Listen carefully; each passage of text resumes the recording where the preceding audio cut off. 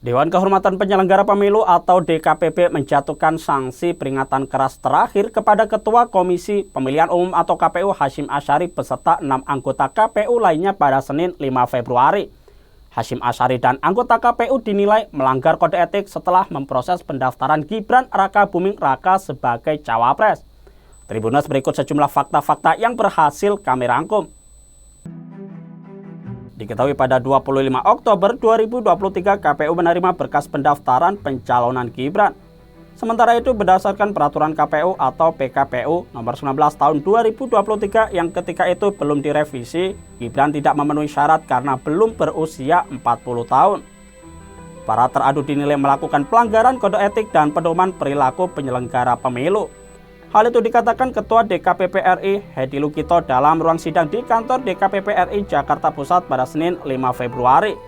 KPU disebut baru mengajukan konsultasi kepada DPR pada 23 Oktober 2023 atau 7 hari setelah putusan MK diucapkan. KPU berdalih baru mengirimkan surat pada tanggal tersebut karena DPR sedang dalam masa reses. DKPP berpendapat dalih para teradu terbantahkan karena dalam masa reses dapat dilakukan rapat dengan pendapat sebagaimana diatur dalam pasal 254 ayat 4 dan ayat 7 peraturan DPR nomor 1 tahun 2020 tentang tata tertib. Sementara itu selain Hasyim Asyari, 6 anggota KPU lainnya dijatuhi sanksi berupa peringatan keras terakhir yaitu Yulianto Sudrajat, August Melas, Betty Epsilo Idros, Parsadaan Harahap, Muhammad Arifuddin, dan Idam Holik.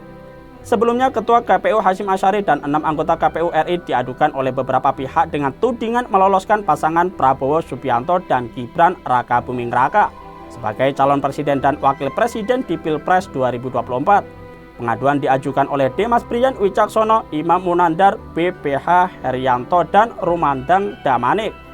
Mereka meminta DKPP memberhentikan para komisioner KPU tersebut atas dugaan pelanggaran etika terkait pendaftaran calon presiden.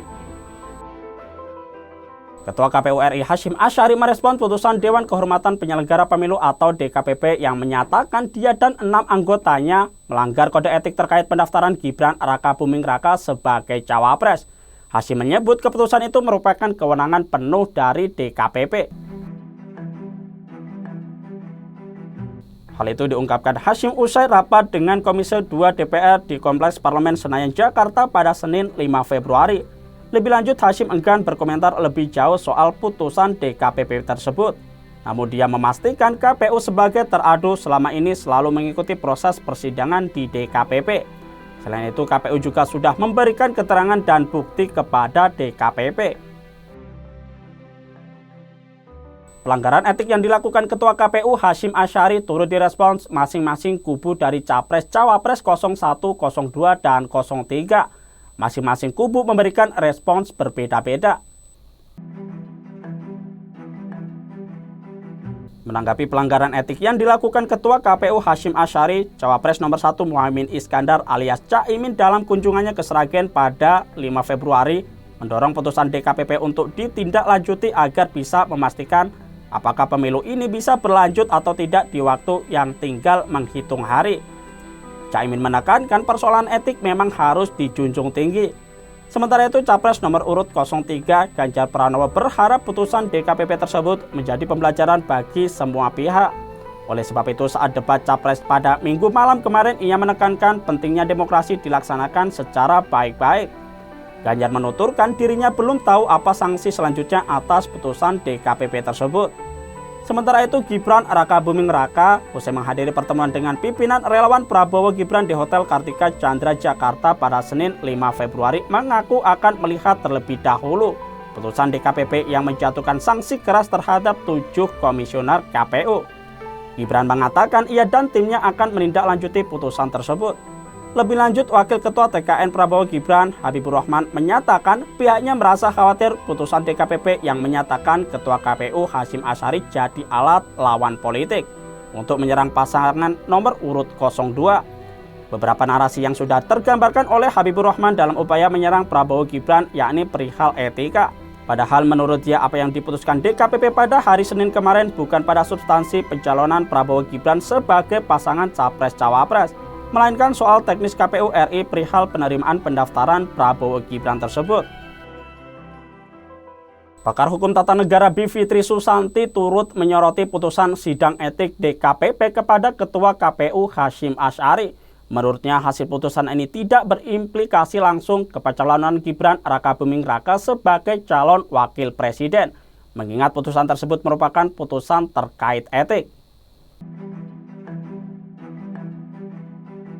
Namun di satu sisi hasil putusan ini masih bisa ditindaklanjuti ke Badan Pengawas Pemilu atau Bawaslu atau Pengadilan Tata Usaha Negara atau PT UN sebagai bukti hukum untuk kemudian dibawa ke Mahkamah Konstitusi perselisihan hasil pemilu. Lebih lanjut, ia juga menambahkan dari sisi konteks politik, pelanggaran etik ini jadi citra atas sahnya proses Pilpres kali ini, sebab adanya calon yang bermasalah dari sisi prosedur pendirian. Sementara itu, Ketua DKPP Hati Lugito menegaskan keputusan etik Ketua KPU Hasyim Asy'ari tidak menggugurkan Gibran Rakabuming Raka sebagai cawapres di Pilpres 2024. Hedi mengakui sanksi peringatan keras kepada Hasyim memang ikhwal penerimaan Gibran sebagai cawapres. Namun hal itu murni merupakan perkara etik dan tidak ada kaitannya dengan pencalonan Gibran. Hedi juga mengatakan jika tidak ada pemecatan terhadap Hasyim meskipun sudah 2 kali menerima teguran peringatan keras. Menurut Hedi, putusan DKPP tidak bersifat akumulatif. Ia menjelaskan jika kasus saat ini berbeda dengan kasus sebelumnya yang menyeret nama Hasyim. Oleh karena itu tidak ada pemecatan terhadap Hasyim. Tribuners, itulah sejumlah fakta-fakta yang berhasil kami rangkum. Nantikan fakta-fakta lainnya di media sosial Tribun Jateng dan terima kasih atas perjumpaannya.